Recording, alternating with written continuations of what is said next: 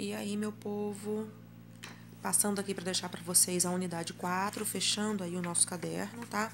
Tô com o meu livro aqui aberto, espero que vocês estejam com o livro de vocês também.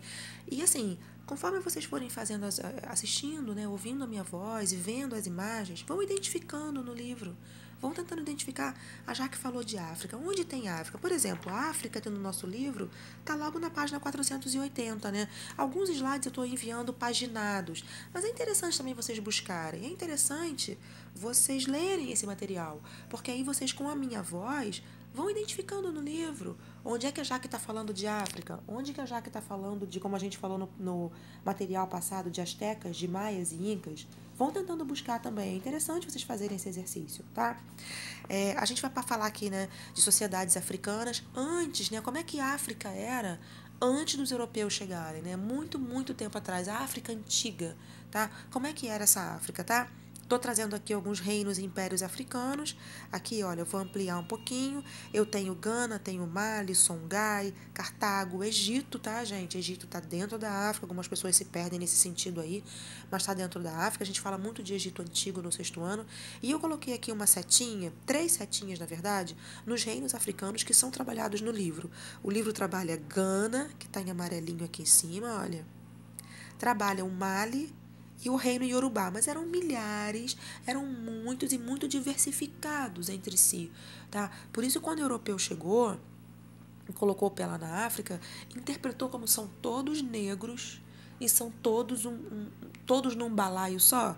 E a verdade é que não era assim, eram muito diversificados, tá? Eram povos com a sua cultura, com cada um com cultura diferente, alguns povos com governo centralizado, com a questão do rei, outros não, com cidades e estados desenvolvidos, tá, gente? Não celular, indústrias, não isso, né? Mas diante do o europeu chegou e se assustou muito, né? Porque viu um desenvolvimento, né?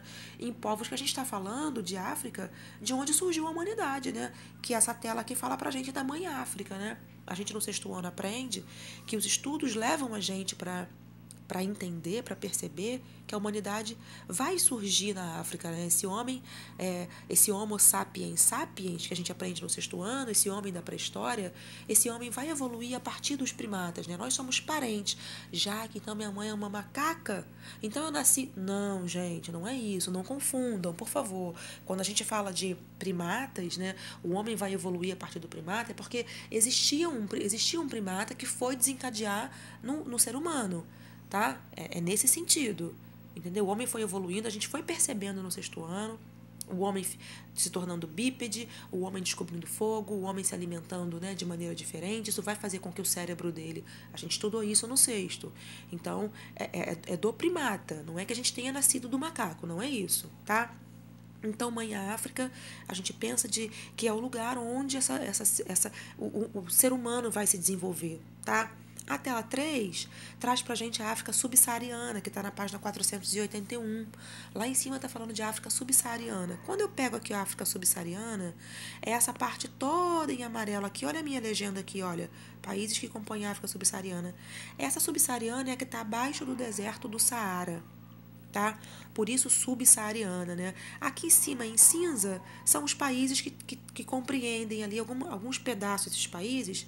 Tem deserto, né? Que é o deserto do Saara, tá?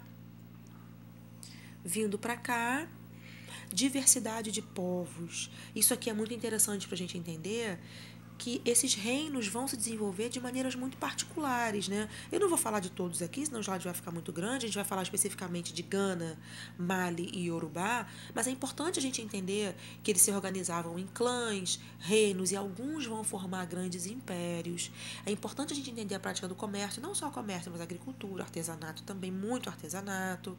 É importante a gente entender as pirâmides. Quando a gente fala de Egito, a gente vai pensar logo em pirâmides. É importante a gente entender a organização política, eu falei ainda há pouquinho, né? Reis, imperadores. O lugar que tem império é o imperador que vai governar, né? Conhecimentos diversificados, tem exercício falando sobre isso, medicina, arquitetura, matemática. Quando a gente fala, pessoal, de desenvolvimento científico, né, nesse sentido, a gente pensa, por exemplo, nos egípcios, na questão da mumificação. Como é que eles tiravam todos os órgãos, né? Abriam o peito do faraó e tiravam todos os órgãos, né? Porque imaginava-se que esse faraó, que essa pessoa que morreu, ia ter um tribunal, né? Ia chegar o julgamento, ia estar diante dos deuses, e tinha que estar bem, né? Por isso mumificar, para tentar conservar esse corpo, sabe? Inclusive o cérebro, jogavam algum tipo de ácido, né? Os estudos levam a gente a perceber isso, ácido, para poder tirar o cérebro pelo nariz, o cérebro. Quer dizer, a gente percebe um desenvolvimento, né? E normalmente quando a gente fala de África, a gente pensa em escravidão. E a ideia não é essa, tá, gente? A ideia não é essa. Ninguém é escravo. Essas pessoas foram escravizadas, sabe? Ninguém nasce escravo, tá? E aqui na última, tem uma informação muito legal dos griots, né? A oralidade, tá aqui, olha. Essa oralidade é muito legal a gente falar, que era a maneira como esses povos africanos, né? A grande maioria usava a oralidade, mesmo os que desenvolveram algum tipo de escrita. Os egípcios, por exemplo, desenvolveram lá os hieróglifos, né? É importante a gente falar da oralidade, porque era a maneira com que eles usavam, os indígenas, e aqui os africanos, de transmitir os conhecimentos do seu povo através da fala, através da música, né? Os griots africanos vão ser muito trabalhados aqui, porque o nome desses homens que passavam essas instruções, esses conhecimentos para as gerações mais jovens, eles são chamados de griots, tá? Aqui eu começo a falar de Gana, eu falo que ele viveu, né, Gana, um estado descentralizado. Gana vai deixar de existir a partir do Reino do Mali. O Reino do Mali vai dominar Gana, né? Essa crença animista que está aqui é a crença, pessoal, basicamente de que uma pedra, um animal, alguma coisa que seja importante para eles tem alma, tá? Basicamente isso, né? Tinha alma. Para eles, tinha sentimento em tudo, né? Principalmente nos animais, tá? Comércio vai ser muito próspero, Gana vai prosperar muito através do comércio, principalmente do ouro e de escravos, tá? Gana conhecido como o Reino do Ouro, e hoje, né, quando a gente fala de Gana, que compreende ali, né, o Mali dominou Gana e hoje compreende onde é o Mali, a África como um todo, né, gente? A gente percebe que ainda tem muita questão de doença, né? Tem muita questão do subdesenvolvimento, da fome, da miséria, tá? Quando eu venho para cá, e como eu falei de escravidão lá, né? Eu trouxe escravidão para a gente entender, existia já que escravidão na África, antes dos europeus chegarem lá, existia, gente. Existia, mas não era com a questão da cor, não era com a questão da raça, era porque existiam as guerras intertribais e o inimigo vencido se tornava escravo. Era porque eles vendiam as próprias pessoas da família para poder conseguir alguma coisa para comer. Era porque eram trocados lá na beira da praia, realmente eram trocados com os europeus, mas não era no sentido de inferiorizar porque você é negro. Você é negro e você é inferior a mim porque eu sou europeu, sou branco, você é negro. Não era nesse sentido. Todos eram negros, tá? A questão da escravidão, de inferiorizar porque era negro, vai começar no século XV, tá bom? Essa chave que eu coloquei aqui, olha, é essa parte que fala os motivos, né? Como é que virava escravo, então, em África? Tinham grandes mercados espalhados pelo interior, existiam as guerras entre as tribos, como a Jaque falou, guerras intertribais, o sequestro, castigos, dívida também, tá, gente? Dívida também, vendiam as pessoas da família quando devia alguma coisa para algum outro reino. E a questão de não poder se sustentar. Então, tem um filho, não consegue sustentar, vai vender para outra pessoa, tá?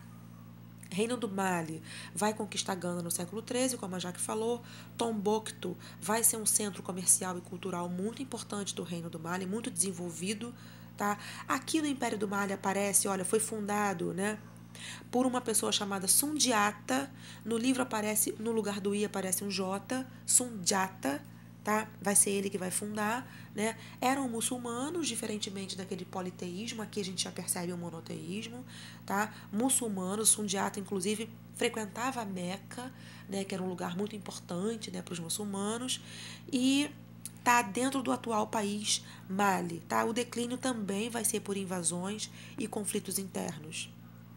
O reino de Yorubá traz para a gente reinos independentes. Aqui já tem uma diferença, não vão formar um grande império. Yorubá está na atual Nigéria, alguns outros países também por ali, mas basicamente Nigéria. Tá? Quando eu falo de sociedade patriarcal, eu digo que o homem tem um poder muito grande nessa sociedade. Tá? E o declínio vai ser principalmente pelos Fulani, um outro grupo que vai dominar aí os Yorubá, e também pelo colonialismo inglês. Lá no século XIX, pessoal, a Inglaterra a gente chama isso de neocolonialismo, mas a gente aprende isso mais para frente, não é agora, tá? Os reinos europeus, perdão, os países europeus vão dominar a África e a Ásia. E aqui esse povo iorubá vai sucumbir aí ao poder da Inglaterra, tá? Trouxe aqui essas leis, basicamente essa lei 10.639, que vai ser substituída pela 11.645, que vai determinar que o ensino de África é importante na escola. Não pode deixar de falar de África, porque na minha época, pessoal, eu me lembro quando eu aprendi África falando de escravos. Lugar que saíram os escravos. E não é isso. Um lugar diversificado, um lugar de muitas culturas diferentes. É porque a gente não tem tempo de estudar só a África, né? Nós deveríamos falar mais de África, inclusive, tá? Aqui, por exemplo, a gente já está aprendendo a oralidade dos griots, a gente já está aprendendo a questão da diversidade. Quando o europeu chegou lá, inclusive nessa parte aí do neocolonialismo, a gente aprende no 9º ano, o português, por exemplo, né, quando a África foi partida, né, a partilha da África, Portugal ficou com a parte de Moçambique, que é do lado direito do mapa, quando a gente olha o mapa, e Angola, que é do lado esquerdo. Portugal se achava tão importante, mas é um lugar, né, um país europeu tão importante diante de África, que Portugal pensou assim, nossa, para mim não é interessante. Como é que eu vou explorar duas regiões tão distantes? Eu vou unir essas duas regiões. Eu vou unir Angola a Moçambique. Mas Portugal não queria se preocupar com os reinos que estavam ali no meio.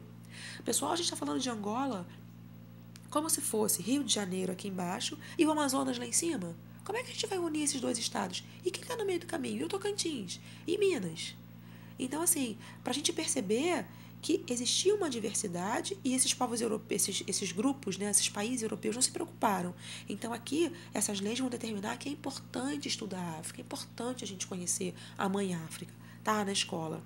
Então, aqui eu fechei o material de África, façam os exercícios, espero que vocês tenham conseguido entender pelo menos um pouquinho a questão dos griots, né? A questão da diversidade cultural, tá? Leiam um livro, marquem lá onde está a África subsaariana, né? A questão dos clãs, de como que eles se organizavam. Um clã, pessoal, são grupos, né? Que não tem laço de parentesco, e eles viviam todos ali unidos, né?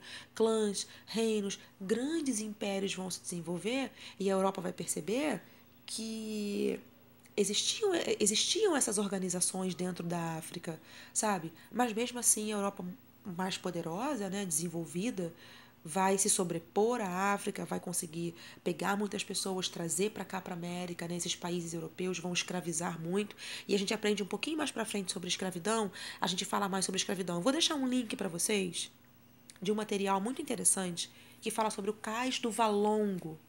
Esse lugar, Cais do Valongo, deixa eu ver o meu tempo aqui. Vou falar rapidinho.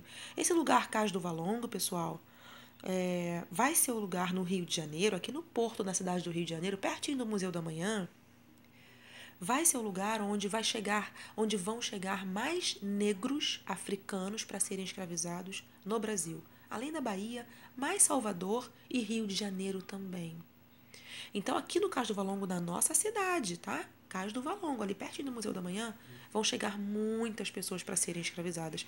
Eu vou passar o vídeo para vocês, o link. Assistam o link, é muito interessante esse vídeo, tá? E depois a gente vai trocar aí informações e vocês vão me falar a impressão que vocês tiveram, tá bom? Vou pedir como exercício, tá? Para vocês me falarem a impressão que vocês tiveram dessa questão da escravidão no século XV e XVI, aqui no Rio de Janeiro, tá? Beijo.